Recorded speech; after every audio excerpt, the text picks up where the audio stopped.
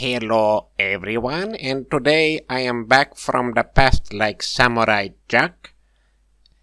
I am known for the PC2 leak, I've done Microsoft leaks, I've done the Apple Television, but today we are tackling something the unknown reality.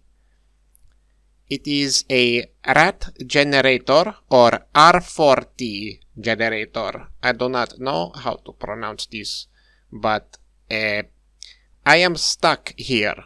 I don't know what to do. I think this is stupid, but I will put a download link to my leak for you in the description of this video. So if you can figure this out, good for you. I only care about Microsoft actually. So with that, I will say good jelking.